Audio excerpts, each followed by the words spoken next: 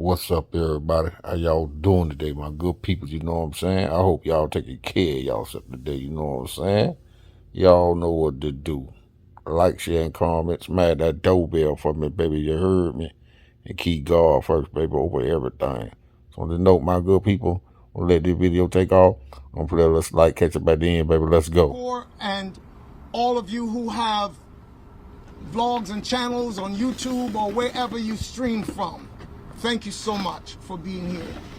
I would like to thank, in fact, all of those who identify with the name Umbrella as One Umbrella. It was actually launched so that my family would not just be the ones benefiting from whatever fame or fortune, but so that all people, always, anywhere that need a shelter could come under that umbrella. That's the reason why it was launched by Daystar's brother initially, who is known as Wolfgang Peterson. So I thank all of you who have always been an encouragement to us, who have stood with us. Those of you standing here today with free Tory t-shirts.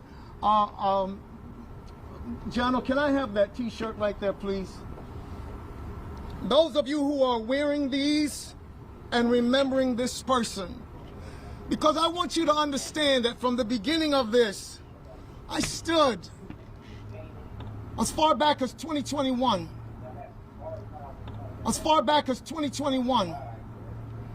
And I watched where a spin doctor for the NBA, now high-powered attorney out of New York, Alex Spiro, ran a campaign to turn my son into a monster in the eyes of the world.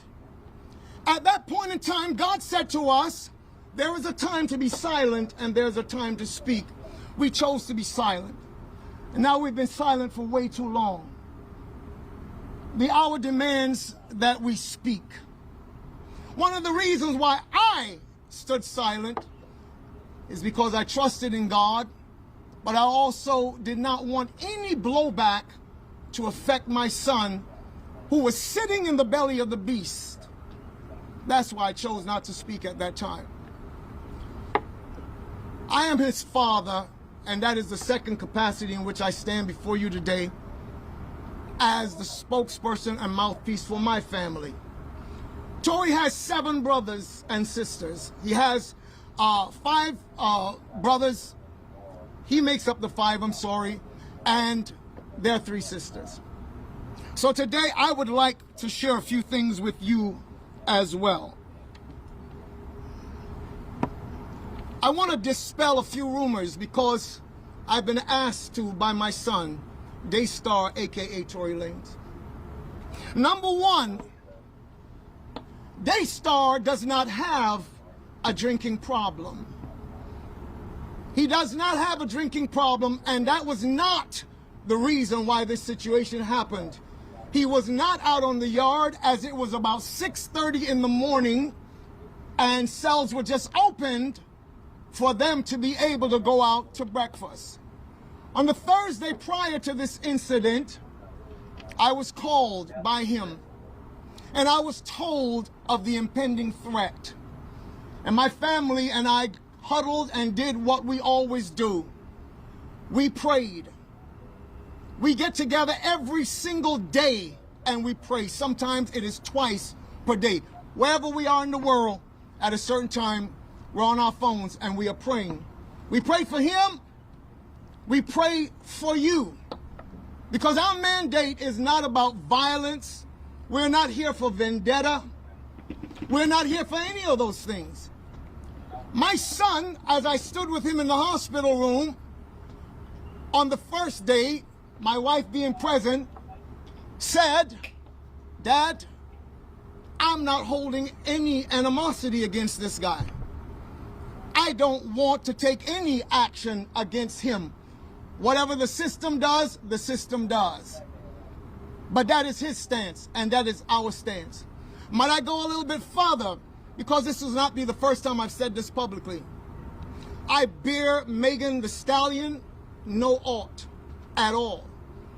In fact, we have prayed for her on many occasions in our times of prayer.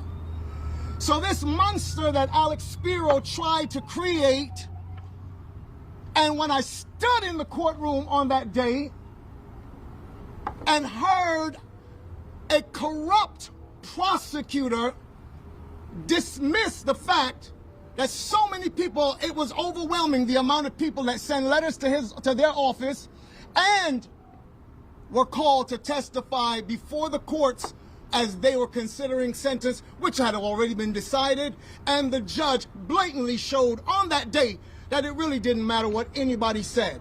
It was supposed to be a forum in which it would be decided based on all the extenuating circumstances, etc. But it had already been decided behind closed doors. It's so funny that there is indeed a woman who has made it her life's mission to be the whip in the press or on the vlogs. I'm not even going to call her name right now, but those who know, know. Everything that has to do with Tory Lanez, I believe that she is in some way compensated to spread these narratives. And so before the sentence was read in court, she already knew. That's really interesting to me. She already knew because she had discussed it with others, not knowing that it would come back to us. God is my witness. So moving right along, Daystar did not suffer superficial wounds.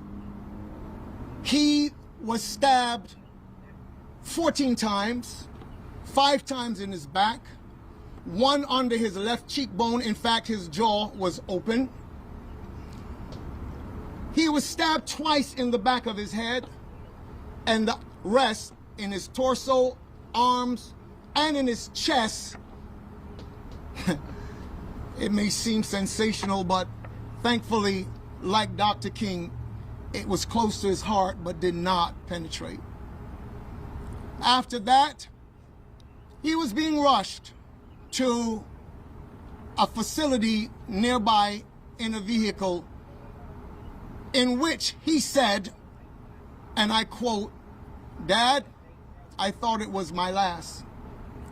And having made my peace with God, I said, okay, God, is this how it's supposed to end for me?" But God said no. God told him, "Do not give up," in the car, upon which he turned to the attending officers and he said, "You must get me to wherever is the closest place that I can get to. I'm bleeding out here." He didn't even know his lungs had collapsed. All he knows is that he couldn't breathe. He could hardly speak. Upon which the officer turned around and looked at him and said, "Nah, we got to take him. He has to be airlifted." And thankfully, to God be the glory, he was airlifted. I want to report to you that I am very thankful to all of the attending nurses, doctors in that facility. They have done an amazing job in their professional capacity. I would also like to publicly say thank you to the COs, the correctional officers that we have seen around him. In fact, these guys have been nothing but kind to him. The system is one thing, but guess what? There are people who work in the system, and some of them still have hearts. Some of them still have a conscience. So as I'm winding down today, I would like to report to all of you who care about Daystar Peterson, the artist Tory Lanez, around the world. The reports in the hospital is that he is doing remarkably well. I was told yesterday, because they had already taken out the tubes that were draining the fluids from his lungs, they had already taken them out by the time my wife and I got there. And I was told by the nurse, in his particular condition, normally they would have had to leave those tubes in at least a couple more days. But yesterday they took him out because they said he is recovering remarkably all that is left is for the healing of the wounds. So thank you for all the prayers that have gone up sincerely on behalf of Daystar and my family. We are truly grateful. But this is not over. So I'm reaching out to every prayer warrior around the world who knows what Christ stands for. Please continue to stand with us. Not drunk on that morning. It was 6:30 in the morning. There was nothing like that. It was an unprovoked attack. I don't want to go into the details of how it went, although I know them, because it is too gory to be describing right now. And so as I close today, whatever has been needed to be said has been said. So as I close, I want to quote you David, the king of Israel, who said, "You lead me beside still waters and you restore my soul. You lead me in the path of righteousness for your name's sake. And even if I walk through the valley of the shadow of death, I will fear no evil."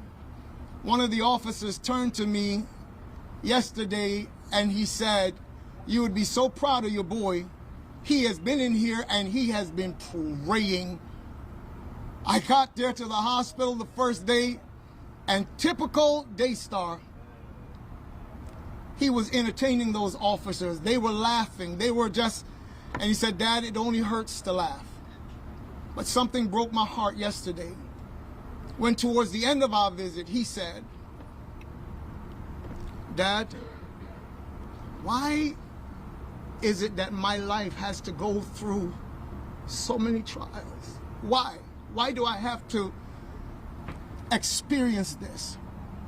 And that's the note that I want to close on, to tell you that this person they've been trying to paint as a monster, that they were so scared when all of those testimonies came in.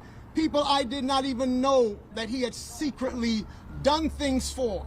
This is a guy, he would do things and not even tell anybody. And one young lady called me and said, "I was struggling. I was diagnosed bipolar. I was struggling with my children." Said, "Your son offered to pay my rent for 1 year while I could recover." The prosecution at the trial, when all of those testimonies came in and said, "Oh my God, you think that we were here to hand out the Nobel Peace Prize?" And that's how he dismissed it. But as I said on the court steps that day, God records all of it. And I know that my son will have justice.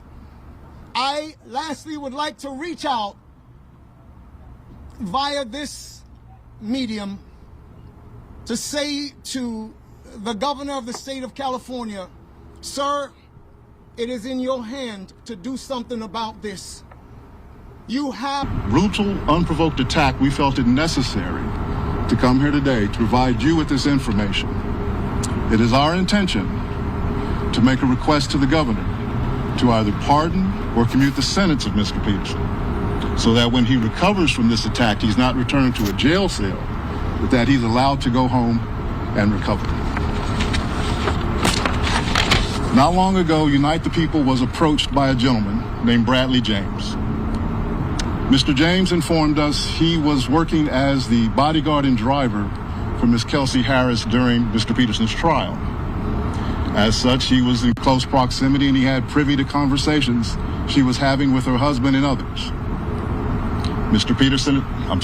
James informed us he was not under a non-disclosure agreement or a confidentiality agreement and was free to speak with Unite the People, and that he was doing it because his conscience would not let him not speak and leave a man in prison for something he did not do.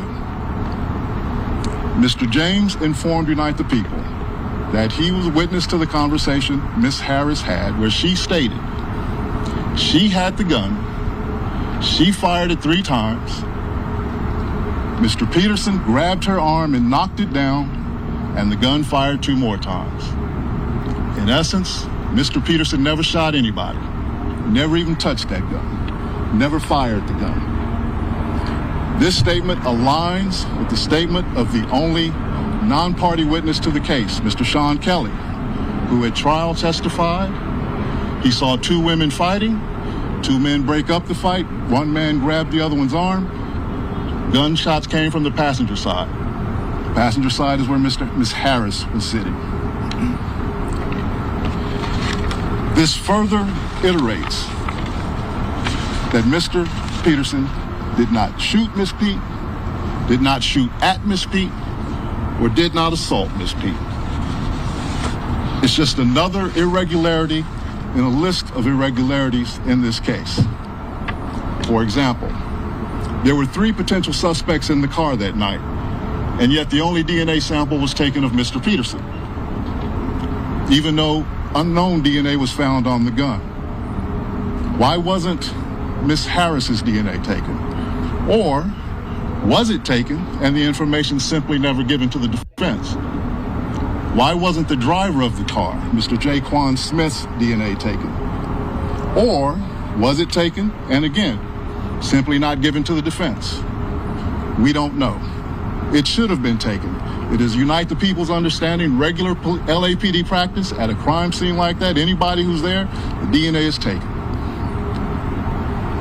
Another irregularity. Why, at Miss Harris's police interview, was a non-lawyer, non-family member, record company executive allowed to participate? Highly irregular situation. Normally, we see cases, strangers are not allowed in these things, but it was in this case. All of these things point to the highly irregular nature of his trial and his conviction. It is our contention that he was wrongly convicted.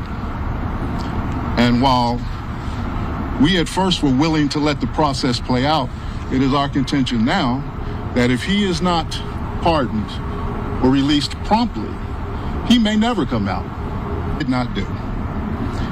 At this time, I'd like to bring up Mr. Gianno Caldwell. Today, the prosecution failed to produce a single shred of forensic evidence tying Tory to the actual gun. His fingerprints weren't on it. His DNA was later found to be 100% nearly excluded from the gun, as shown in the worksheet that was provided to the defense late on the eve of the actual trial, after making a request for that very document. After trial, looking at this evidence, there is a 0.01% chance Tory's DNA was on the firearm.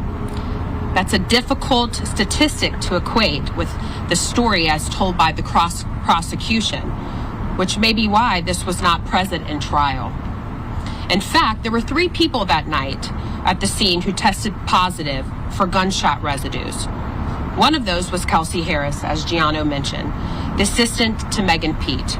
According to multiple sworn testaments that you've heard today, including one from the bodyguard and driver with Harris on the 2 days of the trial, Harris admitted to firing the weapon during an emotional outburst. Tory intervened to de-escalate, not to harm. It is important to note, the police did not fingerprint anyone else who had gunshot residue on them that night, only Tory. Why? Even more troubling, the investigation itself was a disaster. Bullet fragments disappeared, the gun's serial number was sealed, a move that blocked the defense from investigating ownership. Police failed to follow standard procedures. Why? Didn't mark shell casings on the road, and didn't test others involved that night with DNA. This wasn't justice. All right, y'all. It was a rush to judgment. That guy, you know what I'm saying? Worse still, y'all, the prosecution knew the case was thin. Everything. So what did they do? They was fighting in the car. You feel what I'm saying? The man knocked the gun out of hand. You know what I'm saying? So they was, when other video I showed y'all that him and the girl was messing around. You feel me? He felt comfortable enough to call her. Right? But it's crazy why they did all that. So Megan Teen ain't had no business in there with her You feel what I'm saying? So somebody at the police or whatever, somebody been paid or something to set that up for to get Tory Lanez that much time. And dude ain't had nothing to do with the shooting. That's crazy. So Tory Lanez, he can sue Megan Thee Stallion. He can sue the police force. You feel what I'm saying? He can sue them. So they need to let that dude go so he can get out and prove, once they prove that he's innocent, he need to go straight for Megan Thee Stallion, them team, and Megan Thee Stallion, because she know what went on in that truck. But that dude took that lick because he ain't want the women to get locked up. But they should have, you know what I'm saying? If that man holds you down like that, she should have just confessed. But instead, she was all on the internet saying what happened, what he did to her, and all this and that there. But the truth is already coming out. Make it make sense to me, man. Make it make sense. So they lied. They cooked that up for that man can get that much time for no reason, man. God don't like ugly. Just like his daddy was speaking about it. You feel me? He said he let God handle everything. And guess what? It gonna veal. It gonna veal them, Megan Thee Stallion, and her team. They cooked that up, man, like it's a goose. They cooked that up. They cooked that up so good, man, like they went to the crib and, you know what I'm saying, and had a roast in there, you know what I'm saying, in their crock pot. You feel me?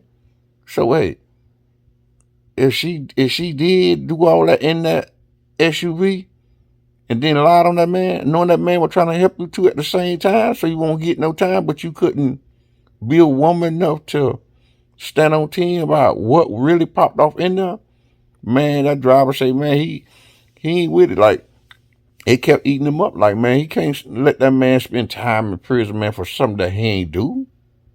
Man, make it make sense, man. Them police, man, they ain't do their job right, man. How you gonna swipe somebody else's hand? You ain't swipe nobody else's hand for evidence. That's crazy, man. You know what I'm saying? Man, the system is nasty. The system is real tricky. People do their job sloppy. They don't try to go by doing the correct way. And that's crazy. And that's why a lot of innocent people in prison now because of that.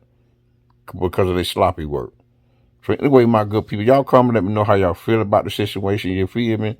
I'm going to scratch that. That's all I got for y'all. You know what I'm saying? But y'all know what to do. You know what I'm saying? Like, share, and comment. Smash that doorbell for me, baby. You heard me? And keep God first, baby, over everything. So on this note, my good people, we gone.